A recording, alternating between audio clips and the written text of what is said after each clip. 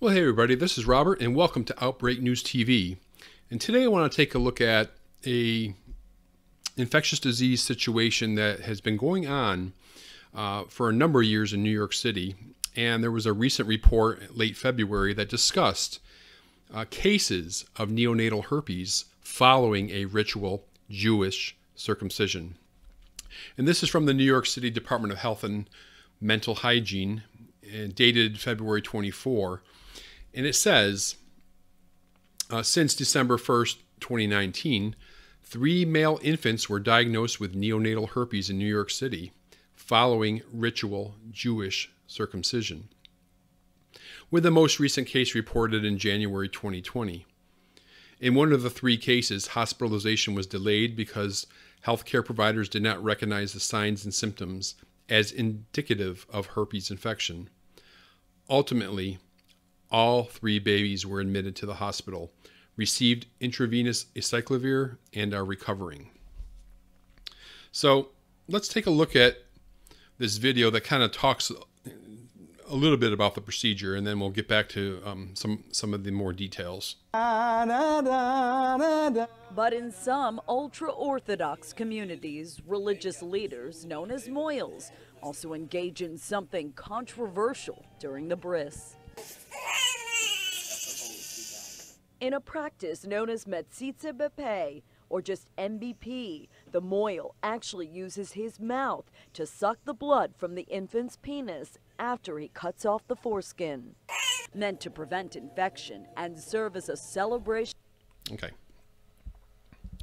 So I want to take a look at this report back from 2014 from the Journal of Pediatric Infectious Disease Society, and they talk more about the ritual and the disease in a little bit more detail.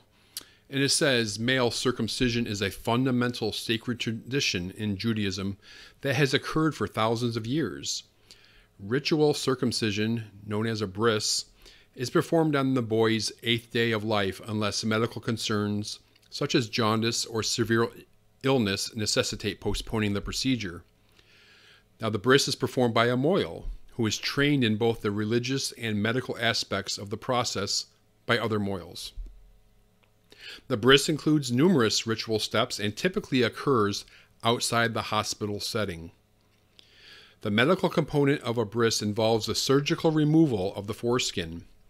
Historically, this excision was followed by a step called metzitzah, or MBP, in which the moyal sips wine, orally extracts a small amount of blood from the wound, and then expels the mixture from his mouth. The wound is then bandaged, and additional ritual steps follow. Religious authorities have provided various explanations for the purpose of orogenital suction, ranging from ancient concepts of physiology and medicine to esoteric spiritual insights on the bris ritual. Emergence of modern concepts of disease transmission and hygiene, coupled with outbreaks of tuberculosis, syphilis, and other deadly infectious diseases in 19th century Europe, prompted development of alternatives to direct oral suction intended to reduce infection risk for both infant and moyal. These included the use of a sterile pipette that separates the moyal's mouth from the direct contact with the wound, or the use of gauze as a replacement for direct oral contact. Now, contemporary religious leaders differ on the permissibility of these alternatives. Direct oral suction is widely practiced with some ultra-Orthodox Jewish sectors, whereas acceptance of alternative methods is the norm for many Orthodox Jews, as well as conservative, Reform, and other Jewish communities. Unfortunately, no reliable data exists on how frequently the procedure actually occurs. Now, circumcision itself is associated with a low risk of adverse events, but direct oral suction has been suggested as a source of transmission of herpes simplex virus type 1, or HSV1, infection via the moyal's saliva. Herpes simplex virus type 1 is reported to be present in more than half of American adults and frequently manifests as oral lesions or cold sores. Although many people never or rarely develop symptoms. Now, herpes simplex virus type 2, which is usually transmitted through sexual contact and is characterized by genital lesions, is less common and affects at least 16% of the population. So, this was an MMWR from June of 2012, and it looked at the numbers of the neonatal herpes simplex virus infections following these MBP procedures in New York City for the time period of 2000 to 2011. And it says, during November 2000 to December 2011, a total of 11 newborn males had laboratory-confirmed HSV infection in the weeks following out-of-hospital Jewish ritual circumcision. Investigators from the New York City Department of Health and Mental Hygiene learned 10 of the 11 newborns were hospitalized and 2 died. In 6 of the 11 cases, healthcare providers confirmed parental reports that the ritual circumcision included an ultra-Orthodox Jewish practice known as metzitzah b'peh, in which the circumciser, or the mohel, places his mouth directly on the newly circumcised penis and sucks away the blood from the circumcision wound.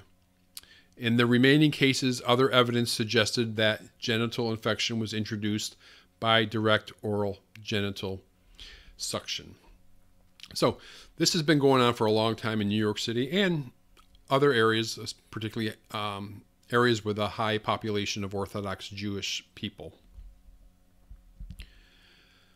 And that brings me to Israel. Right around the same time, in mid to late 2012, when all this was going on in New York City, the Israel Pediatric Association was looking at it too, and they were calling for an end to this procedure, and they found opposition with the mohels.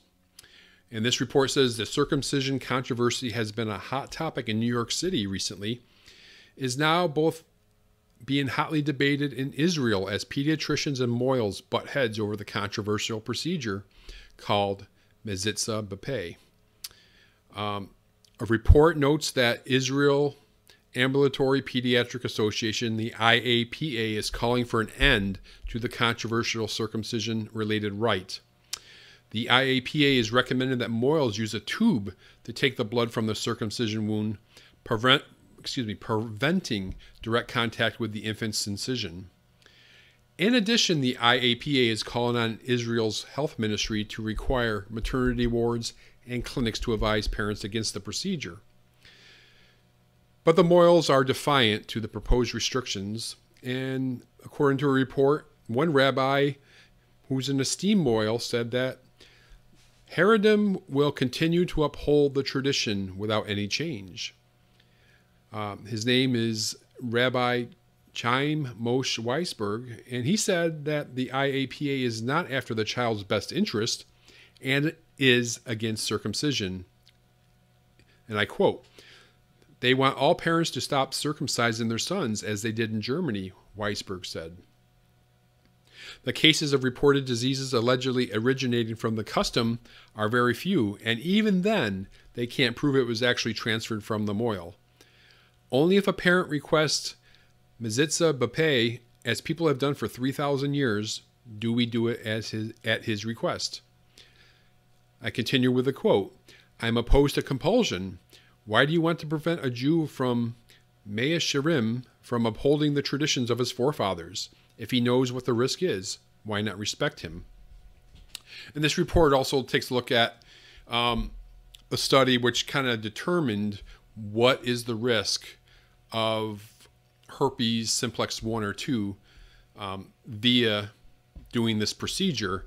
And the reported risk of an infant becoming infected with HSV-1 or HSV-2 who had undergone direct oral genital suction is 3.4 times greater than an infant who did not go through the ritual procedure. So that was going on in Israel back at the time. And we go back to New York City, and this is from the New York City Department of Health, and some adopted rules concerning MBP. And it says the charter provides the department with a broad jurisdiction to protect and promote the health of all New Yorkers. The control of communicable disease is a core public health function. At its meeting on September 13, 2012, the Board of Health voted to amend Article 181 by adding the requirement that prior to a circumcision involving direct oral suction of an infant less than 60 days of age, the person performing the circumcision obtain a written consent from a parent. In the consent, the parent acknowledges that he or she is aware of the department recommends DOS, also known as metzitzah, not be performed because of the risk of brain damage and death. And if you've ever seen a young child with systemic herpes, it's a terrible thing to see. It's very, very sad. So we can see that they were trying to protect these children. And this happened during the reign of Mayor Michael Bloomberg in New York City. However, in February 2015, the mayor, and that would be the current mayor, de Blasio, announced a new strategy to address the problem. As part of this approach, the department will work cooperatively with leaders of the Orthodox Jewish community to educate parents about the risk of direct oral suction. These educational efforts will include working with hospitals through the city to distribute educational materials about the risk of DOS to the parents of all newborn infant boys, as well as making this information available at other healthcare settings, such as obstetric and pediatric practices. These materials, which include a department telephone number for parents who may have questions, have been translated into Yiddish and are being distributed to hospitals. The department's educational initiative is more likely to succeed if the department can restore a strong relationship with these communities. So, that part of the health code that was established in 2012 was repealed in 2015 for this other option. So, anyway, I just wanted you to be aware of this. It happens rarely in New York City, and I try to report on it as it pops up. It's a fascinating situation, and it gets political.